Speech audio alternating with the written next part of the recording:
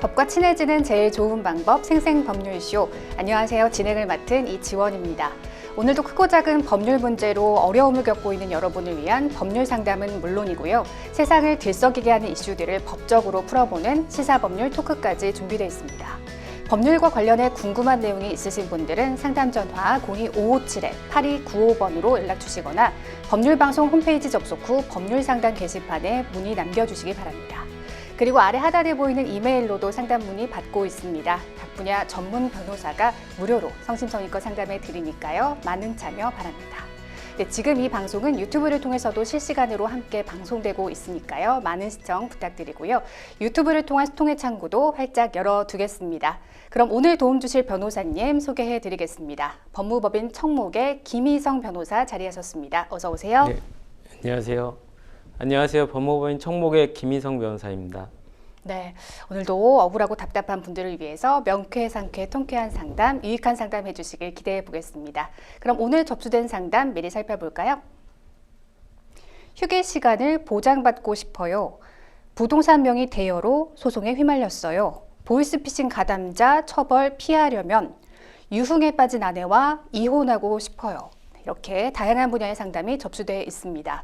잠시 후 변호사님과 함께 속 시원한 해결책을 찾아보도록 하겠습니다. 시청자 여러분께서도 어떤 해결책이 제시가 될지 계속해서 함께 지켜봐 주시기 바랍니다. 네, 생생법률쇼 첫 순서는요. 시청자 여러분이 법과 친해지길 바라면서 법적인 상식을 유익하게 설명해 주는 시간이죠. 새롭게 시행되는 법령을 한눈에 쏙 살펴보는 이달의 법령으로 함께 하겠습니다. 네, 오늘 소개할 법령은요. 자동차 관리법입니다. 도로에서 굉음을 내뿜으며 달리는 오토바이 소리 한 번쯤 들어보신 적 있으실 텐데요.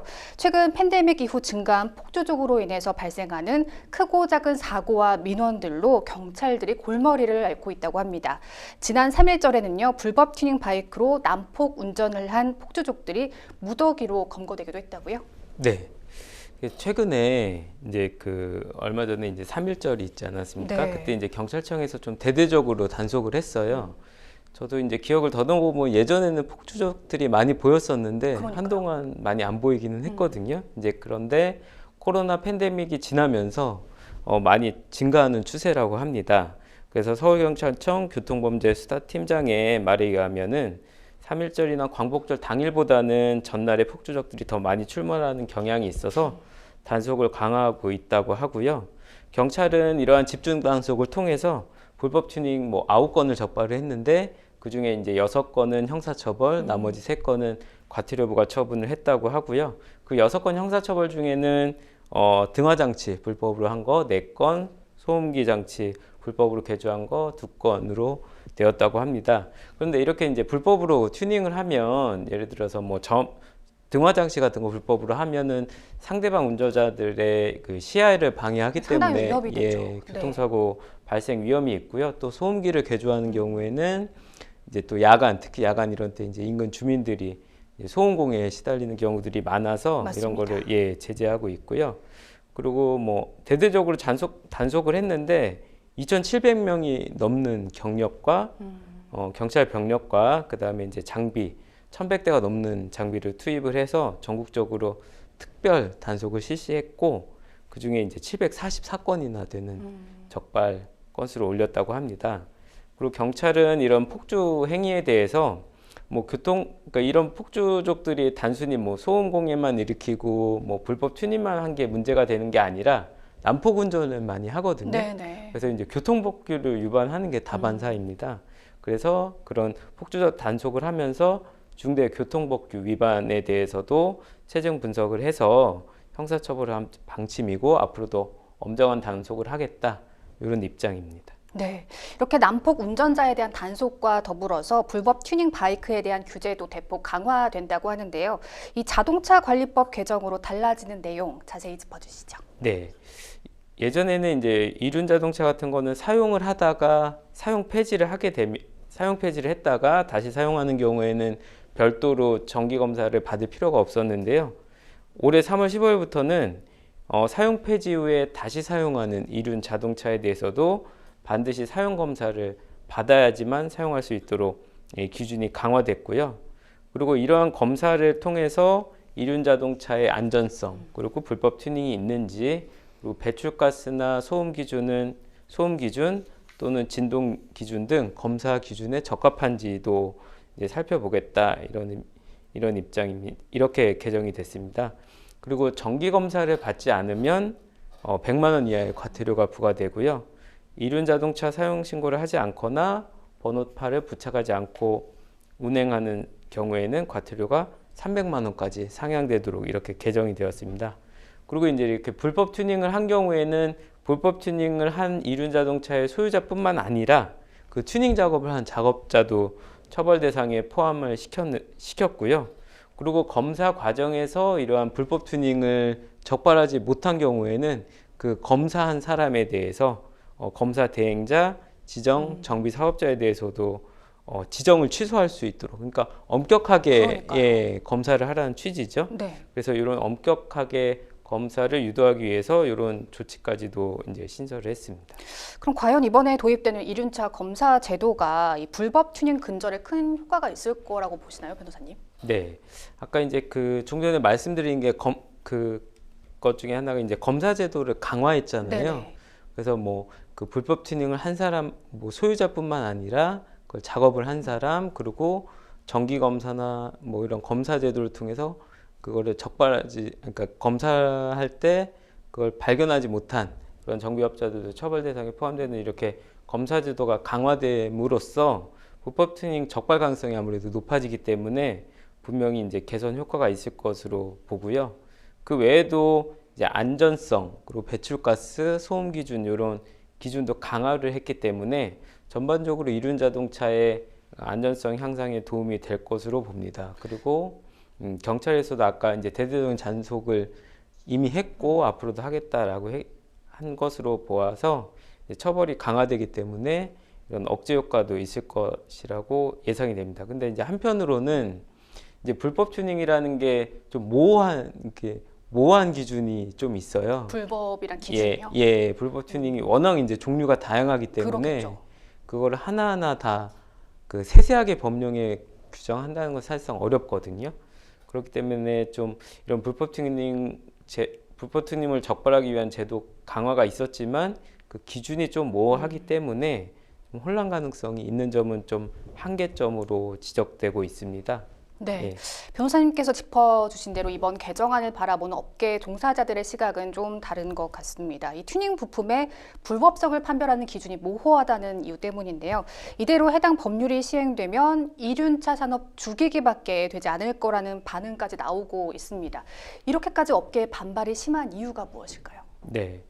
뭐 대부분은 이제 불법 튜닝에 대해서 옛날보다 인식이 많이 이제 불법 튜닝이 불법이다라는 것에 대한 인식이 많이 널리 퍼졌죠. 퍼져갖고 네. 있어갖고 자동차 불법 튜닝 같은 경우에도 이제 운전자들이 자발적으로 이제 신고하는 경우들도 종종 봤어요. 네. 그리고 옛날에 비해서는 불법 튜닝 차량 자체들이 그렇게 많이 보이지 않고 있거든요. 그래서 그런 불법 튜닝의 근절 필요성은 사회적으로 좀 공감대가 형성이 돼 있습니다.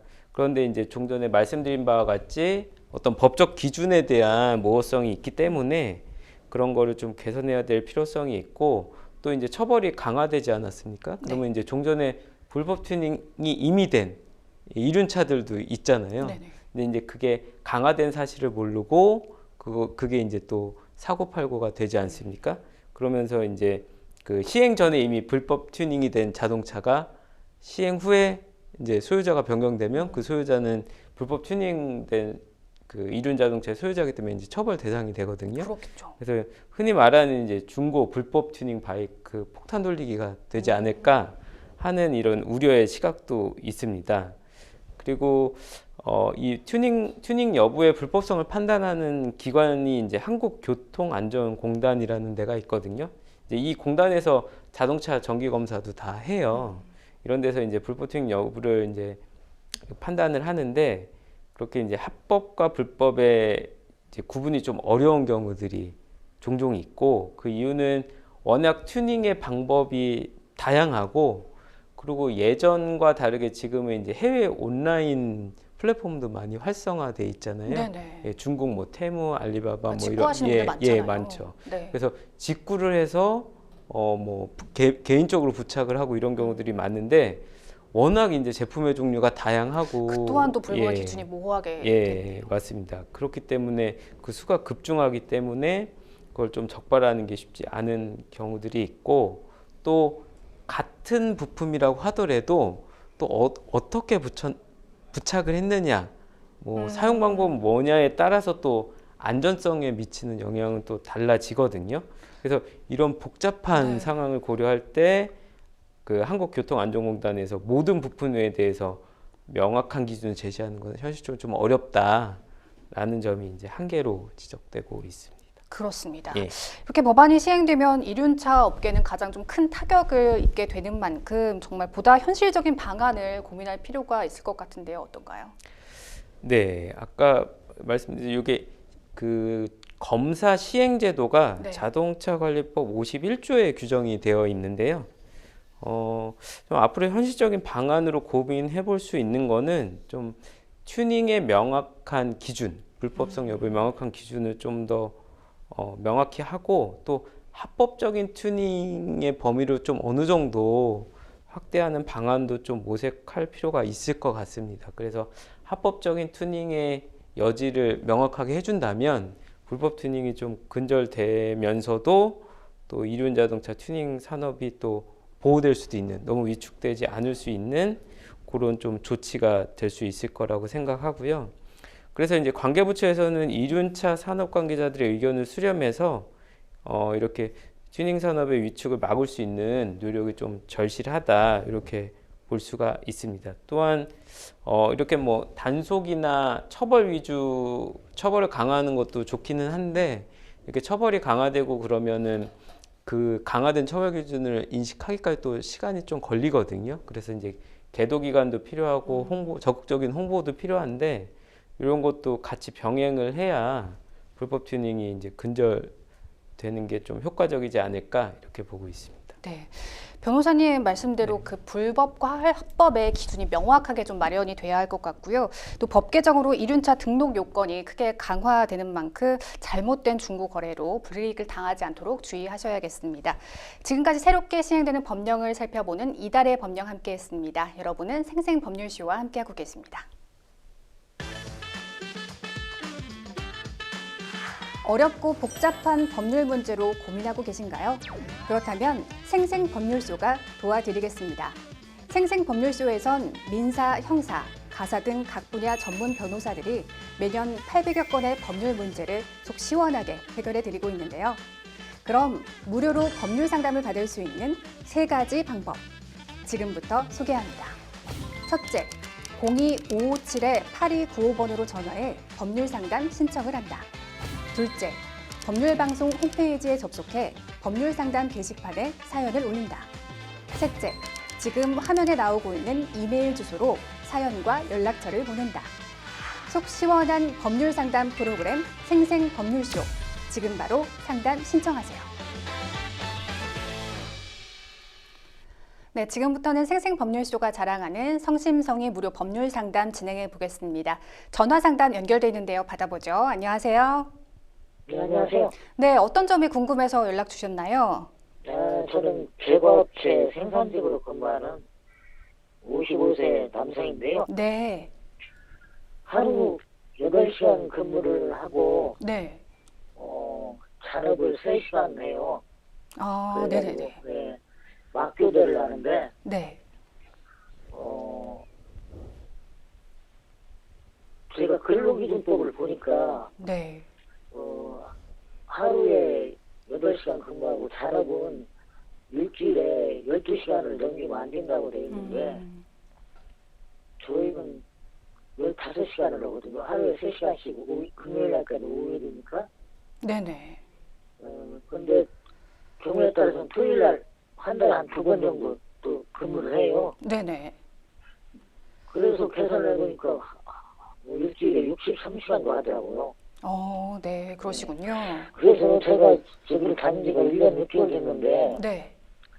너무 힘들고 그리고 저희 회사는 쉬는 시간이 없어요. 전혀 없으신 상황인가요? 네? 전혀 휴무 시간이 없으신 상황인가요? 예. 오전에 화장실 한번 갔다 오라고 하고 네. 점심 1시간 먹고 그다음에 오후에 또 일하면 화장실 한번 갔다 오라고 하고 끝이에요. 그러니까 너무 힘들어가지고 제가 다른 데 다녀봤지만 휴식 시간이 없는 회사는 제가 처음이에요. 네. 근무 시간도 힘들고 휴식 시간도 없고 그래가지고 1년 6개월 정도 되면 뭐 어느 정도 적응하고 괜찮을 거 했는데 힘드네요. 그러니까 좀 체력적, 정신적으로 상당히 고된 환경에서 근무를 하고 계신 것 같은데 정말 이렇게 네, 조금 휴무 안 시간도 들리네. 없이 좀 크게 네네 11시간 이상을 지속적으로 일하고 계신 상황인 것 같습니다. 사연 잘 네. 들었고요. 옆에 김희성 변호사님 나와 계십니다. 상담 받아볼게요. 네네. 네, 네, 안녕하세요. 네, 안녕하세요. 네, 그 이제 제과 업체에서 일하신다고 들었습니다. 네네네. 네, 그래서 이제 말씀하신 걸 요약을 해보면 네. 주 5일 근무를 하시는데 네. 하루 8시간 근무 후에 3시간 잔업을 5일 네네. 내내 하신다는 네네. 말씀이시죠?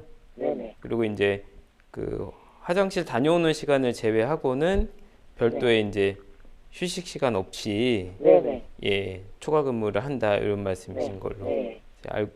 그렇게 들었습니다. 네네. 네.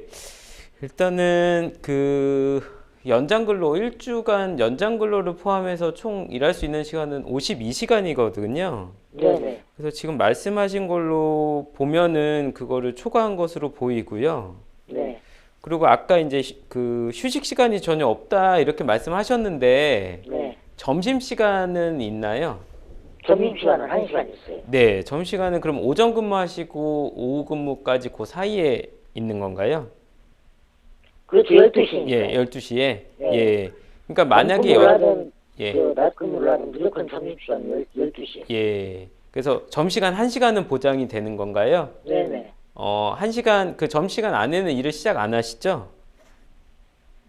간혹가다 뭐 예. 밥 먹고 바쁘면은 네. 네. 휴식 시간 없이 밥 먹고 바로 일할 예. 때고 그러니까 자발적으로 하시는 거라고 볼 수 있는. 자발적으로 할 수가 없죠. 예. 이게 반강제적으로. 반강제적으로요? 네. 네. 일단은 그 점심시간 중에는 네. 지시를 받거나 뭐 업무상 지시를 받거나 그러신 경우는 아니라고 볼 수 있을까요? 점심시간 중에도 업무상 지시가 내려오는 경우들이 있나요? 아니면 좀 자유롭게 점심시간을 사용하실 수가 있나요? 점심시간은 자유롭게. 네. 네. 만약에 이제 점심시간을 좀 자유롭게 쓸 수 있다. 한 시간이 온전하게 나의 휴식이 보장되면서 식사를 할 수 있다라고 하면 네. 8시간 근무를 기준으로 해서 휴식 시간을 1시간 부여해야 되거든요. 네. 근데 그런 거를 휴식 시간을 부여했다라고 볼 수 있기 때문에 네. 그 부분은 이제 좀 문제 소지가 없어 보이는데요. 그다음에 이제 법적으로는 문제가 없는가 봐요. 네, 그러니까 점심 시간이 휴식 시간으로 부여된 것으로 볼 수 있는 거죠. 네네네. 근데 이제 거기서 그렇다고 할지라도 형식상으로는 그런데 네. 점심시간 중에도 뭐 업무상 지시가 계속 내려온다거나 네. 내가 언제든 점심시간에도 뭐 업무상 지시가 오면은 빨리 식사를 마치고 일을 해야 된다거나 네. 아까 말씀하신 표현에 빌리자면 뭐 반강제적으로 네. 어쩔 수 없이 그렇게 일을 해야 되는 경우들도 있다고 하셨잖아요. 네네네. 그런 경우들은 휴식 시간을 보장했다고 볼 수는 없거든요. 그래서 만약에 네. 그런 경우들이 있다면 그런 경우들에 대한 그 뭐 업무상 지시가 내려온 거 그리고 내가 점심시간에도 온전히 점심시간을 활용하지 못한 거 네. 이런 거에 대해서 좀 증거들을 잘 모아 놓으실 필요는 있습니다. 아, 예. 그래서 이게 이제 그 하나하나 케이스별로 따져봐야 되기 때문에 네네. 매일매일 항상 그런 건 아니잖아요. 그래서 네, 그런 일이 있을 때는 그런 일이 있을 때마다 잘 증거를 모아 두셨다가 네. 그 부분은 휴식 시간을 지키지 않은 것이 되기 때문에 그 부분에 대해서는 휴식 시간을 보장하지 않았다 이렇게 문제를 제기하실 수가 있고요. 네. 그리고 잔업 시간에 대해서도 휴식 시간을 부여해야 되는데 네. 이거는 이제 4시간을 초과할 경우에만 30분 정도를 부여하게 돼 있거든요. 4시간을 예, 4시간입니다. 예, 근데 이제 제가 아까 말씀을 들어보니까 3시간, 예, 3시간 일에서 그거는 좀 초과되지 않은 것으로 보이고, 네. 또 이런 이슈가 있을 수 있는데요. 그 8시간이 넘어가는 거를 연장 근로라고 하는데 네네. 그것이 그 자유로운 의사에서 좀 합의가 돼야 됩니다. 예, 그러니까 나의 의사에 반해서 일하는 거는 안 되는 거거든요. 예. 예, 그래서 그런 걸로 알고 만약에 있는데 예. 계약서에도 보면은 하루 2시간으로 돼 있더라고요. 아, 계약서의 연장 근로에 대해서 하루 2시간으로 되어 있나요? 네, 2시간으로 돼 아, 있어요. 그렇다면은 기본적으로 내가 계약서 외에 네. 별도로 합의를 하지 않는 이상 2시간까지만 내가 동의를 하고 입사를 한 거잖아요. 그러니까 그래야 되는데 예. 이게 보면은 팀으로 하다 보니까 이게 빠지면은 곤란하잖아요. 그쵸. 다른 사람들 그러면 거기에 회사에서 노예하잖아요. 회사에서 그래서 예. 미리 얘기를 해야 되는데 그 마치 그 학생한테 조퇴하는 것처럼 네네. 맛있게 이렇게 얘기를 해야 되고 네. 사정을 얘기해야 되고 그 번거롭고 그러니까 웬만하면 네. 그냥 하고 개인적인 볼 일이 있어도 웬만하면 그냥 하고 그러니까 이 피로가 누적이 되잖아요. 네. 네. 그쵸. 그리고 아까도 처음에 말씀드렸는데 토요일까지 근무를 하게 되면은 이거 뭐 병원도 못 가고 네. 힘들어요. 그래가지고 예. 그래서 일일이 얘기하자면 또 네네. 것 그쵸. 같고 그러니까 대부분 사람들이 막 그냥 하고 하거든요. 그러니까 너무 힘들어요. 지금 말씀 들어보니까 이제 연장 근로도 하시고 휴일에도 근로하면 이제 휴일 근로도 하시는 네네네. 경우가 있는 것 같은데 네네. 그런 거에 대한 수당은 잘 지급이 되고 있나요? 예, 수당은 수당은 정확하게 잘 지급이 지급하고 되고 있나요? 있어요. 그러면은 지금 좀 말씀하신 거 들어보니 잔업 시간이 뭐 근로계약서는 2시간인데 1시간이 또 초과된 거잖아요. 예. 그 부분에 대해서는 뭐 이렇게 서면 동의서를 냈거나 이렇게 좀 동의 의사는 명확하게 회사 측에서 받고 하는 건가요? 아니요 그런 건 없어요. 그런 건 근로계약서에 예. 그 2시간으로 이렇게 돼 있고 예. 경우에 따라서는 뭐 몇 시간 초과할 수도 있다 그렇게 나와 있어요. 근로계약서에는요? 네네. 이게 상식적으로 저도 다른 회사 다녀봤지만 제가 볶음밥 회사를 다녀본 적이 있거든요. 네. 근데 거기도 여기하고 비슷하게 힘들어요. 힘든데 네. 거기 오전에 1시간 아예 10분 휴식하고 커피 이렇게 마실 수 있는 네. 휴식 시간이 있고 오후에도 10분간 휴식을 해요. 예. 전부 다 전 직원이. 예. 그리고 오후에는 한 4시쯤 빵 타임이라고 있어가지고요. 네. 돌아가면서 예. 전체 하는 게 아니라 돌아가면서 30분씩 이렇게 쉬거든요. 그렇게 하니까 좀 힘들어도 좀 어느 정도 이렇게 예. 체력을 회복을 할 수가 있잖아요. 네, 그렇죠. 근데 여기는 뭐 음료수로 그냥 쉬는 시간 안 되니까 회사에 일하는 예. 회사 좀 처음 봤어요. 회사에 근로자가 몇 명이 되시죠? 한 100여 명 돼요. 100여 명 되신가요? 네. 회사에 노조가 있나요? 없어요. 저희는 노조. 예.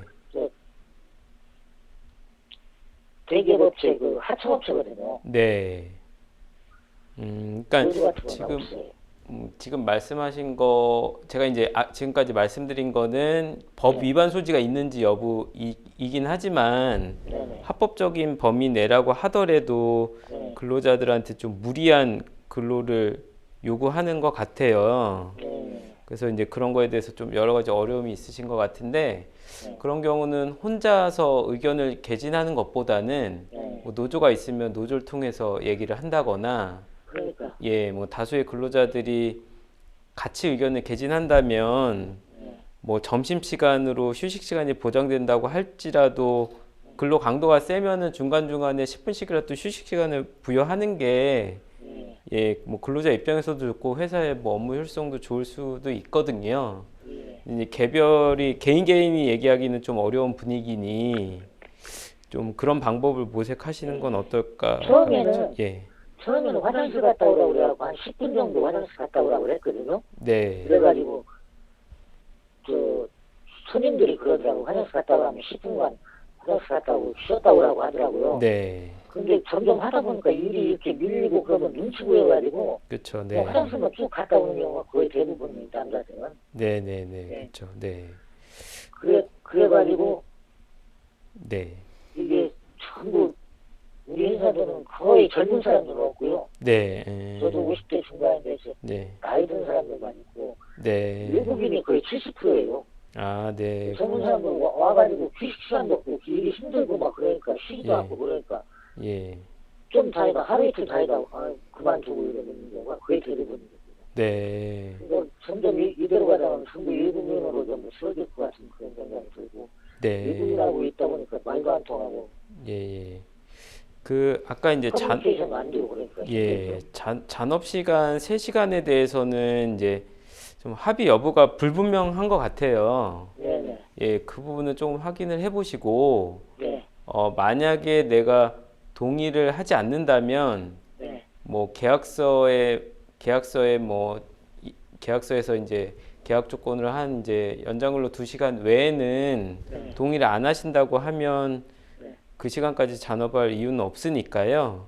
한번 그 부분에 대해서 동의 여부를 하셨는지 한번 체크를 해보시면 좋을 것 같고, 네. 그리고 아까 말씀하셨듯이 이제 그 뭐 부당한 지시가 있었거나 뭐 휴게 시간이 제대로 보장이 안 됐다거나 하는 부분들은 위법 소지가 있으니까 네. 그 부분에 대한 좀 증거는 그때그때 좀 모아 두시는 게 네. 좋을 것 같습니다. 그리고 뭐 다행히 일하신 거에 대해서는 수당은 잘 지급되고 있다고 하니까 네. 문제는 없는데 향후에라도 이제 이런 수당들이 잘 지급이 계산이 맞고 있는지 네. 이런 것도 좀 체크를 하시는 걸 권유드립니다. 잘 알겠습니다. 예. 네, 더 궁금하신 점은 없으신가요?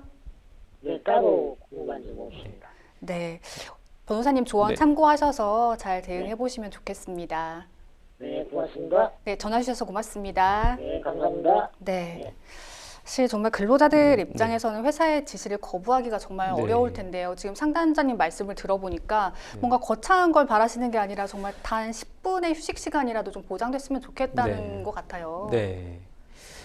그 뭐 예전보다는 많이 근로기준법이나 뭐 노동자의 권리들이 많이 상향이 돼서 네.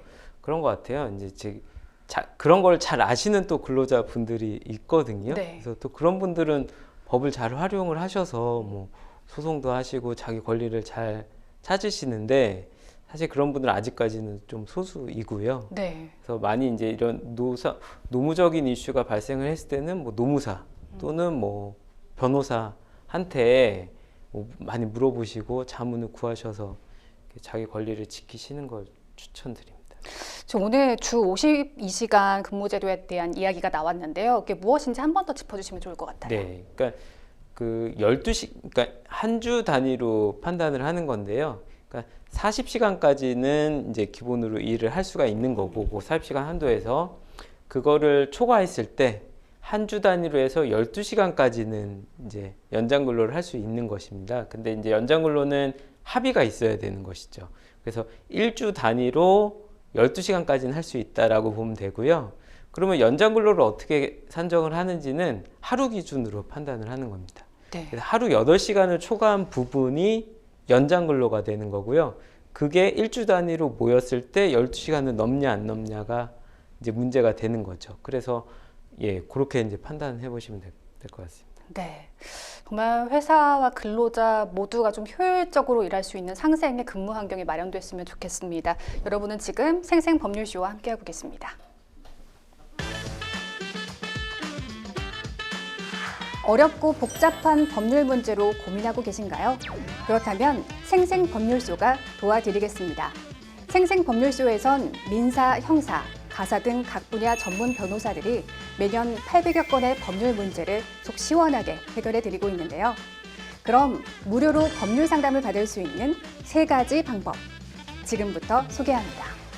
첫째, 02-557-8295번으로 전화해 법률 상담 신청을 한다. 둘째, 법률방송 홈페이지에 접속해 법률 상담 게시판에 사연을 올린다. 셋째, 지금 화면에 나오고 있는 이메일 주소로 사연과 연락처를 보낸다. 속 시원한 법률 상담 프로그램 생생법률쇼. 지금 바로 상담 신청하세요. 네, 이번에는 법률방송 이메일을 통해 들어온 여러분의 고민을 해결해 드리겠습니다. 어떤 내용인지 보실까요? 늦둥이로 태어난 막내 이모와 집안의 큰딸인 저희 엄마는 16살 차이가 납니다. 엄마는 어려운 집안 형편 때문에 일찍 결혼을 해서 저를 낳았는데요. 그래서 이모와 저는 6살 차이밖에 나지 않아요. 어릴 때부터 사촌처럼 친하게 지내왔는데 이모가 커서 결혼과 이혼을 반복하고 남자 잘못 만나 재산을 다 잃고 하면서 엄마가 연락을 끊었습니다. 하지만 저는 엄마 몰래 이모와 연락을 계속했습니다. 그런데 2년 전쯤 이모가 자신이 갖고 있는 경기도 외곽의 작은 빌라를 제 명의로 돌려놓으면 어떻겠냐고 했습니다. 1년 후에 다시 자기 명의로 바꾸겠다고 하면서요. 사회 초년생인 저는 그게 뭔지도 모르고 알겠다고 했습니다. 대신 이모의 부탁대로 엄마에게는 비밀로 했죠. 금전 거래는 일절 없었고요. 그 빌라에 전세로 살던 분이 이사를 간다면서 보증금 반환을 요구하면서 문제가 생겼습니다. 이모는 보증금을 돌려줄 형편이 안 된다며 차일피일 보증금 반환을 미뤘고 결국 세입자는 저를 상대로 전세 보증금 반환 소송을 걸었습니다. 빌라를 매도하자고 이모를 설득했는데 이모는 재개발 이야기가 나오고 있으니 조금만 버티자고 합니다. 그리고 며칠 전부터는 제 연락을 받지 않고 있어요. 이 상황을 엄마에게 이야기하면 괜히 저만 혼날 것 같고요. 지금껏 모은 돈에 대출을 받아서 보증금을 돌려줄까 생각도 해봤고요.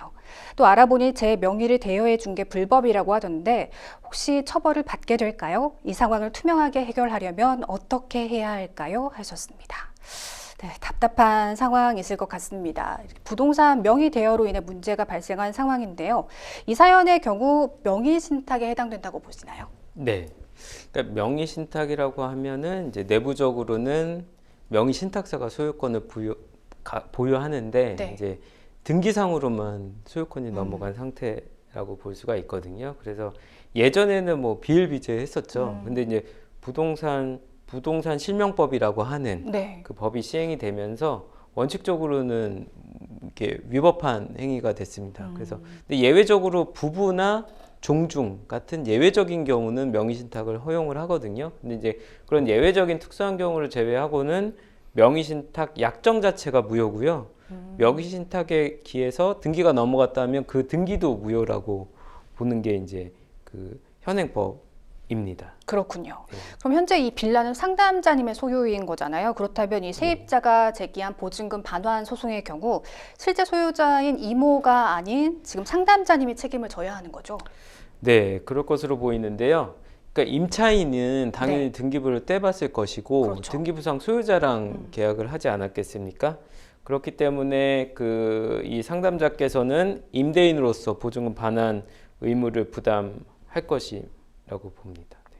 그러면 이제 부동산을 담보로 대출을 받아서 전세금을 지급하는 방법도 고려해 볼 수 있을까요? 예, 어쨌든 이제 뭐 형식상 등기부상으로는 그 소유자이기 때문에 네. 대출받는 데는 뭐 문제가 없을 것으로 보이지만 네. 결국 대출 채무를 부담하는 것도 이 사람이잖아요. 그러니까요. 상담자잖아요. 네. 그래서 좋은 방법으로 보이지는 않고요. 그리고 아까 등기부상으로는 이 상담자한테 소유권이 넘어와 있지만 네. 이 등기는 무효라고 말씀을 드렸잖아요. 네네네. 근데 물론 이 무효라는 거는 제3자와의 관계에서는 무효가 아니기는 하거든요. 네. 근데 어쨌든 둘 간의 관계에서는 이모한테 소유권이 있는 것입니다. 명의신탁을 부탁한 사람한테 있기 때문에 이거를 뭐 명의수탁자가 처벌한다고 해서 뭐 과거에는 횡령죄로 봤는데 이게 이제 판례가 변경이 되면서 횡령으로는 보지는 않거든요. 그렇지만은 내부적으로는 그 이모의 소유이기 때문에 이모한테 뭐 부당이득 반환을 해줄 의무도 있고 뭐 소유권을 침해하는 불법행위, 민사상 불법행위가 성립될 가능성도 있기 때문에 담보로 대출받는 것은 그렇게 좋은 방법으로 보이진 않습니다. 그렇군요. 네. 근데 명의 대여의 경우 말씀해 주신 것처럼 일반적으로 불법 행위로 간주가 되는데요.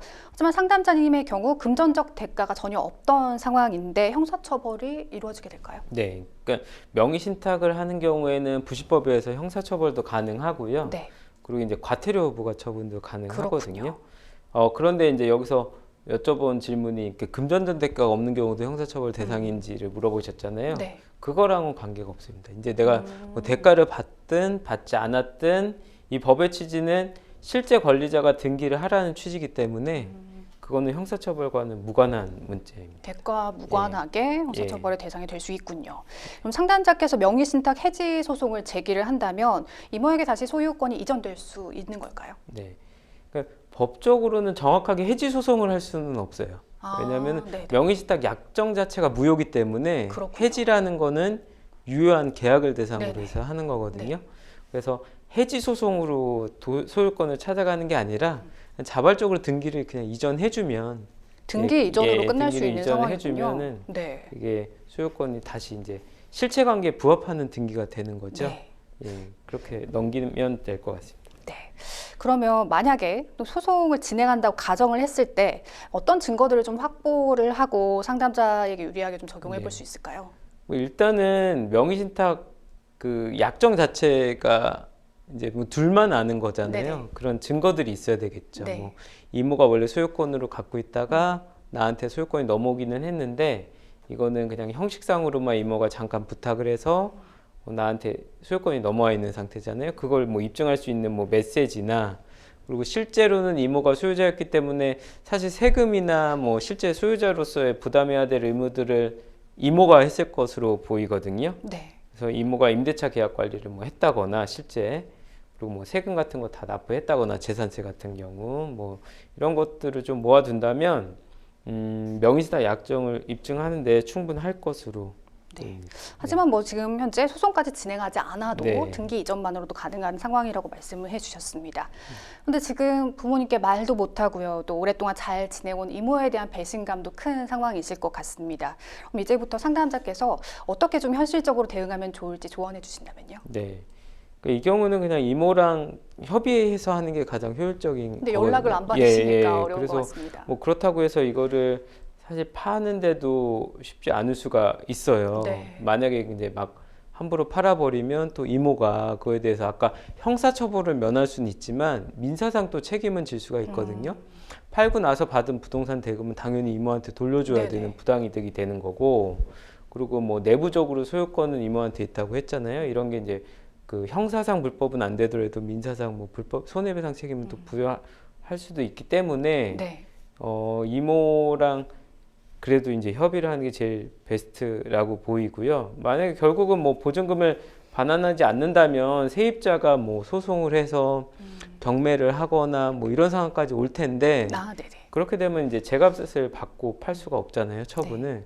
뭐 그 정도까지 상황이 되면 분명히 이모는 이제 어떻게 협의를 하려고 할 거예요. 그래서 일단은 협의가 어려운 상황이긴 한데 협의를 해서 이모한테 좀 등기 이전을 하고 그걸 돌려놓은 다음에 대출을 받는 게 더 순서는 그렇게 하는 게 더 그렇죠. 아까 유리하겠네요. 말씀드린 것처럼 네. 뭐 그 이 상담자 명의로 있는 상태에서 대출을 받으면 대출 채무도 부담을 하는 거잖아요. 그러니까요. 그래서 명의는 돌려놓고 그 이모 명의로 대출을 받아서 뭐 보증금을 지급하거나 이런 게 필요할 것으로 보입니다. 네.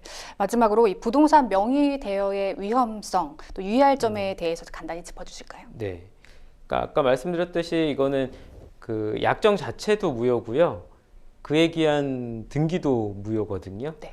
더군다나 부실법을 위반하게 되면은 형사처벌도 받을 수 있고 과징금도 받을 수 있습니다. 그래서 이런 점을 좀 주의하시고 명의신탁은 하지 않는 것이 좋겠습니다. 자, 그럼 계속해서 법률방송 이메일을 통해 들어온 여러분의 고민을 해결해 드리겠습니다. 어떤 내용인지 보실까요? 얼마 전 오픈 메신저에서 단순 송금 아르바이트를 구한다는 글을 보고 지원했는데요. 돈을 받아서 다른 계좌로 보내는 일이라 어렵지 않기도 하고 큰 돈을 주겠다고 하길래 순간 혹해서 저도 모르는 사이에 아르바이트를 하게 됐습니다.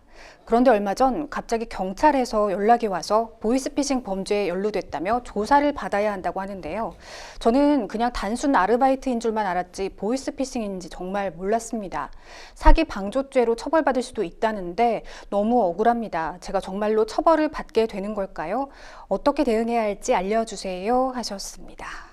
네, 정말 요즘 보이스피싱 범죄가 정말 많이 늘어나면서 그 수법도 다양해지고 있다고 합니다. 이 보이스피싱 주요 수법에는 어떤 것들이 있나요? 네. 그러니까 보이스피싱이라고 하면 이제 전화나 문자를 이용해서 상대방을 속이고 금품을 뺏는 행위잖아요. 근데 이제 그 상대방을 속이는 방식이 참 여러 가지가 있죠. 네. 대표적으로 이제 정보기관을 사칭하는 유형이 있습니다. 뭐 검찰이라고 한다든가, 뭐 금감원이라도 한다든가라고 해서 뭐 이 계좌는 사기의 연료가 돼 있다. 그러니까 여기서 얼른 돈을 빼서 어떤 계좌로 옮겨라 이렇게 이제 속이는 거죠. 네네. 그래서 이제 돈이 옮겨지고 나면 이제 연락을 두절하고 이제 네. 잠적을 하고 그 계좌는 뭐 계좌 추적이 어려운 뭐 그런 해외에 있는 계좌라든가 이제 이런 걸로 옮겨 버리죠.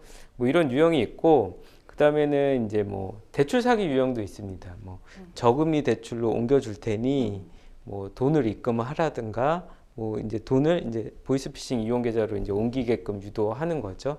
그다음에 뭐 가족이나 지인을 사칭하는 유형도 있죠. 그래서 뭐 내가 곤란한 상황에 처했으니 얼른 뭐 돈을 달라고 마치 이제 내가 그 가족인 것처럼. 번호도 그대로. 예, 맞습니다. 네.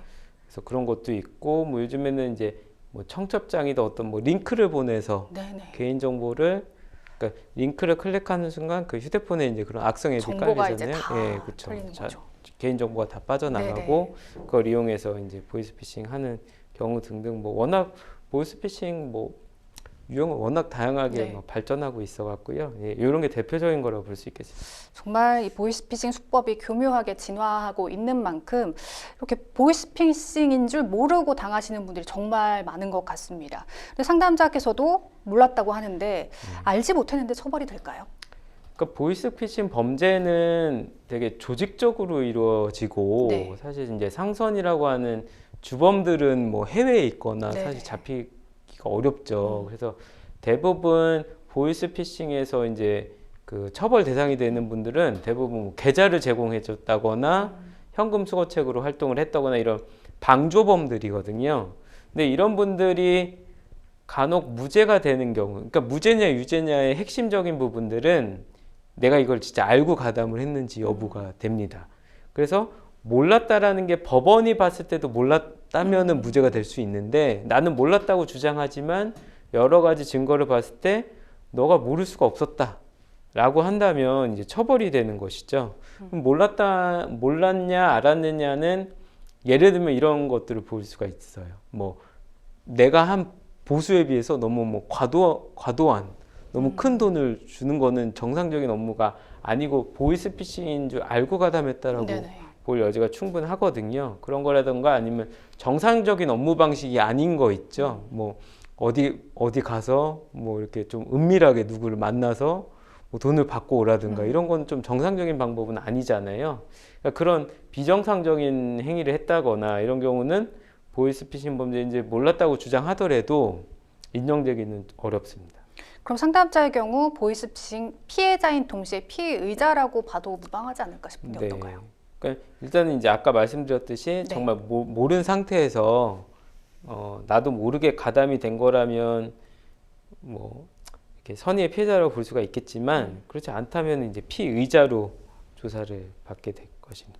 지금 상담자가 경찰 조사를 앞두고 있습니다. 어떤 준비가 필요할까요? 네. 그러니까 내가 그 보이스피싱 범죄인지를 알았느냐 몰랐느냐가 핵심이기 때문에 네. 아까 말씀드린 것처럼 이제 그걸 입증하려면 내가 그 일을 왜 시작하게 됐는지부터 이제 증거를 수집을 해야 되겠죠. 네. 그래서 뭐 어떤 아르바이트 모집글을 보고 내가 그 일을 하게 됐다면 그런 모집글을 캡처본 그리고 그 업무를 수행하는 과정에 지시들이 올 거잖아요. 근데 이제 그런 게 정말 정상적인 지시인 것처럼 보인다면 모를 수가 있겠죠. 그리고 내가 그 업무를 수행한 그런 과정에 대한 증거 그리고 내가 그 일을 할 때 어떤 지시를 받았고 또 어떤 설명을 들었기 때문에 그거에 뭐 가담을 하게 됐는지 이런 증거들을 수집하는 게 좋을 것 같습니다. 네. 자, 그럼 계속해서 법률방송 이메일을 통해 들어온 여러분의 고민을 해결해 드리겠습니다. 어떤 내용인지 보실까요? 저와 아내는 결혼한 지 올해로 5년 차입니다. 아내는 결혼하자마자 일을 그만두고 그 이후부터는 집에서 놀고 있는데요. 결혼 생활 5년 동안 제게 밥 한 끼 차려준 적 없습니다.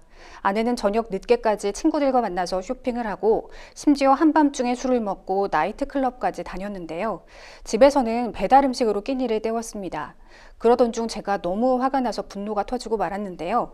보통 월급의 3분의 1을 생활비로 줬었는데 아내가 제 용돈을 줄이고 생활비를 더 달라는 겁니다. 제가 너무 화가 나서 소리를 질렀더니 아내는 집을 나가 버렸습니다. 저는 그 즉시 현관 비밀번호를 바꾸고 일주일이 지난 지금까지 아내의 연락을 받고 있지 않습니다. 찾아와도 문도 안 열어줬고요. 처가댁에서 지내고 있는 아내는 집은 부부 공동생활 공간이라면서 저를 고소하겠다고 하는데요. 아내를 집에 못 들어오게 하는 게 법적으로 문제가 되는 걸까요? 저는 이제 아내와는 이혼밖에 방법이 없다고 생각합니다. 지금부터 어떻게 해야 아내에게 위자료도 받고 큰 분쟁 없이 이혼할 수 있을까요? 하셨습니다. 네, 부부싸움 중에 아내가 집을 나갔습니다. 그 이후 상담자가 바로 현관 비밀번호를 바꾸고 또 아내가 집에 들어오지 못하게 하는 상황인데요. 아내는 이와 관련해서 고소를 하겠다고 합니다. 이 부분이 법적으로 문제가 될까요? 네, 이게 지금 요 사안만 봤을 때는 그러면 이제 집을 못 들어오게 한 행위가 적법한 것인가에 문제가 되겠죠. 네. 네, 주거 공간은 그 공동 주거권자거든요, 부부는. 그래서 와이프도 주거권을 갖고 있기 때문에 이렇게 좀 일방적으로 나간 다음에 문을 잠가버리는 행위는 형사 고소를 할 수 있는 사안이고요. 그리고 이렇게 이제 그래서 이제 아까 말씀드렸듯이, 그러니까 만약에 부부 이 와이프가 정말 별거 갑자기 나가서 뭐 오랜 기간 안 들어오거나 이렇게 해서 이 사람의 사실상 주거의 평온이 공동 주거가 아니라 이 남편만의 주거로 볼 수 있다라고 하면은 문제가 안 될 수가 있는데, 이 경우는 나가자마자 문을 잠궈 버렸잖아요. 그리고 연락도 일방적으로 차단해 버렸잖아요. 이런 경우는 이제 형사 고소의 대상이 될 수 있습니다. 네. 네. 아내 본인이 스스로 집을 나가긴 했습니다. 근데 나간 이후에 비밀번호를 바꾼 상황이란 말이죠. 그런데도 쫓아냈다고 볼 수 있는 걸까요? 네. 그러니까 쫓아냈다, 이거 뭐 적극적인 행위는 아니지만 네. 못 들어오게 한 거잖아요. 네, 연락도 지금 안 받고 예, 있고요. 예. 그래서 뭐 그런 거와 같이 볼 수 있다고. 네, 그럼 생각합니다. 쫓아낸 네. 거라고 봐도 네. 무방하다는 말씀이신 예, 것 그렇죠. 같습니다. 예, 들어올 수 없게 막은 행위도 쫓아낸 것처럼 볼 수가 있는 것이죠. 네. 근데 남편분이 이렇게까지 하는 이유는 아내가 결혼 기간 내내 밥을 한 번도 안 하고 또 배달 음식을 시켜 먹고 유흥까지 즐긴 상황입니다. 근데 이런 내용은 이혼 사유로 인정되지 않을까 싶은데 어떤가요? 그럼 뭐 이것만으로는 판단할 수는 없고요. 그 이혼 사유라는 게 혼인 공동 생활을 유지할 수 없는 뭐 중대한 사유가 있어야 되거든요. 네. 그 정도가 정말 그 정도에 준하는 사유인지에 대해서 이것만으로는 판단하기는 어렵겠죠. 예를 들면은 뭐 이게 어느 정도 장기간이 됐다라거나, 근데 뭐 밥을 안 해주고 뭐 이런 것보다는 뭐 유흥을 즐겼다는 게 뭐 정도가 지나치면 뭐 공동의 재산을 탕진할 수도 있고 공동생활을 파탄에 이르게 할 수 있는 거잖아요. 뭐 그 과정에서 뭐 바람을 필 수도 있고 뭐 이런 사정들이 좀 결부가 돼야 이혼 사유로까지 볼 수 있을 것 같습니다. 네. 지금 남편분 입장에서는 오랫동안 좀 서운함이 쌓인 상황입니다. 또 남편으로서 제대로 인정을 받지 못했다고 생각하고 계신 것 같은데요. 그럼 위자료가 어느 정도 인정이 될까요? 네. 그러니까 이것도 아까 방금 말씀드린 이혼 사유로 인정될 정도인지, 그리고 그 사유도 얼마나 심각한지 이런 거에 따라서 이제 위자료가 달라질 수가 있습니다. 그럼 재산 분할도 마찬가지겠네요. 예, 그러니까 재산 분할은 또 위자료랑 좀 다른 거기는 하거든요. 네. 이제 재산 분할은 일단 나의 고유 재산은 빠지거든요. 그래서 같이 이룬 재산, 그리고 일방의 재산이라고 하더라도 그 재산을 증식하는데 내가 기여한 부분은 재산 분할의 대상이 되거든요. 그래서 일단 그런 재산 분할의 대상이 되는 부분을 확정해야 되고, 그 다음에 이제 기여도를 따져야 됩니다. 네. 근데 이제 내가 경제적인 기여를 하지 않았더라도 가사일을 도맡아서 했다면 이 역시도 뭐 기여도가 인정될 수 있고, 또 그 혼인 기간도 봐요. 그래서 뭐 한 10년, 20년 정도 하면 거의 뭐 반반 정도까지 인정될 수 있는 그런 기여도까지 인정하는 경향이 있습니다. 지금 상담자가 분쟁 없이 이혼을 원한다고 했습니다. 아무래도 소송 없이 좀 합의 이혼을 하고 싶다는 말씀이시겠죠? 네. 네. 이제 뭐 소송을 가면 한참 걸리고 뭐 법원 왔다 갔다 해야 되고 뭐 변호사 선임해야 되고 또 그 결정해야 될 것들이 많이 있거든요. 네. 특히 이제 미성년자 자녀가 있으면은 뭐 양육권, 면접교섭권 이런 거 다 결정해야 되기 때문에 예, 합의로 하는 게 제일 현명한 방법이라고 생각합니다. 마지막으로 조언 한 말씀 짧게 부탁드립니다. 네, 감정적인 대응보다는 아까처럼 뭐 나갔다고 해서 막 문을 잠그고 뭐 연락 안 받고 그런 거보다는 좀 합리적인 해결책을 모색해보는 걸 추천드립니다. 네, 알겠습니다. 생생법률시 오늘도 마칠 시간이 다 됐는데요. 오늘 함께 해주신 김희성 변호사님 고맙습니다. 네, 생생법률시 오늘 순서는 여기까지입니다. 시청해주신 여러분 고맙습니다.